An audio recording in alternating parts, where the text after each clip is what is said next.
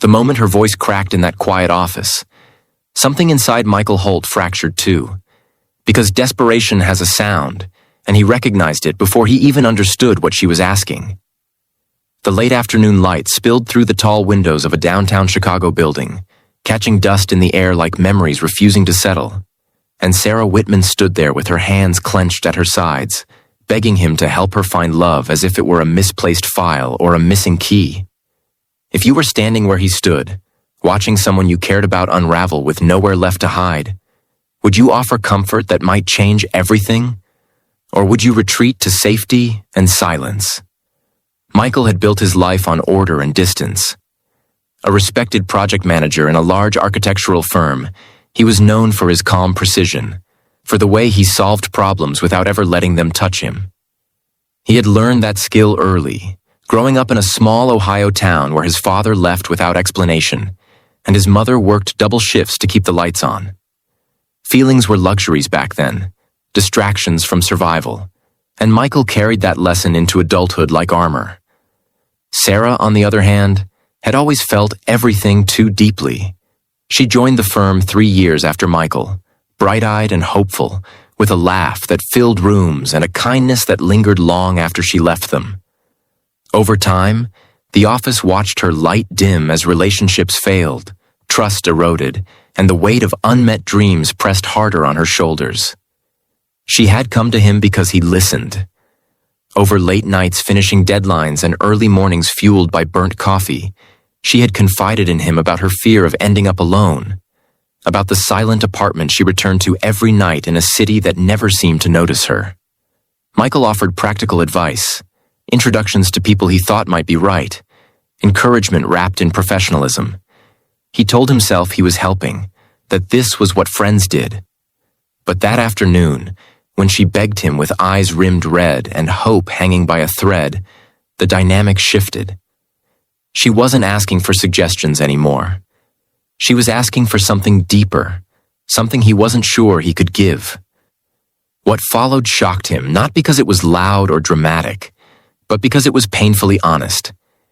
She asked him why he believed love was something she needed to find elsewhere when it was standing right in front of her every day.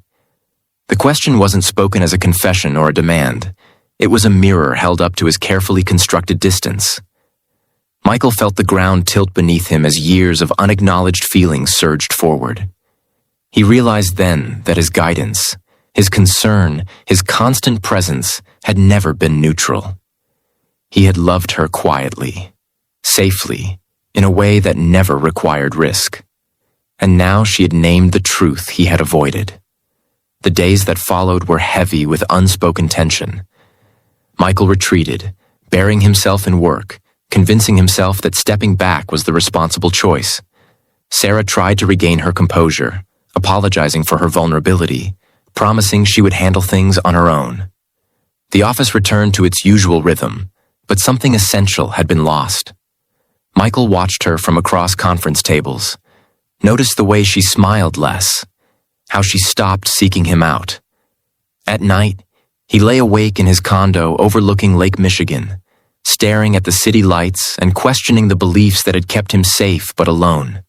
If you had spent your life avoiding pain, would you know how to choose love when it finally asked something of you? Michael's struggle wasn't just about Sarah. It was about the fear that had guided every decision he made. He remembered his mother's tired eyes, the way she warned him never to depend on anyone. He remembered past relationships that ended the moment emotions demanded vulnerability. Letting himself love Sarah openly meant risking rejection, loss, and the possibility that he might not be enough. Yet the thought of losing her entirely felt unbearable. He began to see how his silence had been a form of cruelty, how offering help without honesty had kept them both trapped. Sarah, meanwhile, faced her own reckoning. She questioned her worth, wondering why she always reached breaking points before asking for what she needed. She considered leaving the firm, starting fresh somewhere else, anywhere that didn't remind her of the question she wished she hadn't asked. Her friends urged her to protect herself, to stop hoping for someone who seemed incapable of choosing her. But late at night, when the city quieted and loneliness crept in, she acknowledged that loving Michael had taught her something important. It had shown her that love wasn't about perfection or certainty. It was about courage. The turning point came unexpectedly during a site visit in a small Indiana town where the firm was overseeing a community center renovation. A sudden storm forced the team to shelter inside the unfinished building, rain hammering the roof like a relentless reminder of things left undone. As they waited, Michael watched Sarah interact with local volunteers, saw the warmth and sincerity she brought to every conversation. In that moment, clarity cut through his fear. He understood that love was not a risk to be managed, but a choice to be made. Avoiding it had cost him years of connection, and continuing to avoid it would cost him her. When they returned to Chicago, Michael asked for time away from work, something he had never done before. He spent days walking the city, revisiting places that marked his past, letting himself feel the grief he had long suppressed. He sought counseling, confronting the wounds that shaped his distance. Change didn't come easily or quickly, but it came honestly.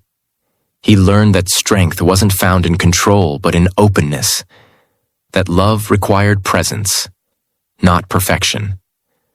Weeks later, he reached out to Sarah, not with answers or plans, but with vulnerability. He acknowledged his fear, his mistakes, and the love he had hidden behind helpfulness. He didn't promise certainty or ease. He offered effort and truth. Sarah listened, guarded but hopeful, aware that healing didn't erase pain overnight. She understood that choosing him meant trusting his growth, just as choosing herself meant honoring her needs. Their journey forward was neither dramatic nor flawless. They navigated boundaries, rebuilt trust, and learned how to communicate without hiding. Some days were heavy with doubt, others bright with possibility. Love, they discovered, wasn't found in grand gestures or perfect timing, but in the quiet decision to show up again and again. Michael learned to let go of his armor, and Sarah learned that asking for love wasn't weakness but bravery. As seasons changed, so did they. The office buzzed with new projects, the city moved on, and life unfolded in ordinary ways. Yet beneath it all, something extraordinary had taken root.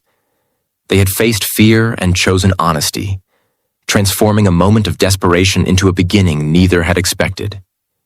If this story stirred something in you, if it made you think of a moment you stayed silent or a love you were afraid to claim, share your thoughts in the comments and let others know they aren't alone.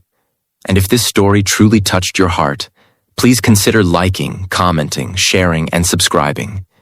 Because sometimes the courage to choose love begins with realizing we all need these stories.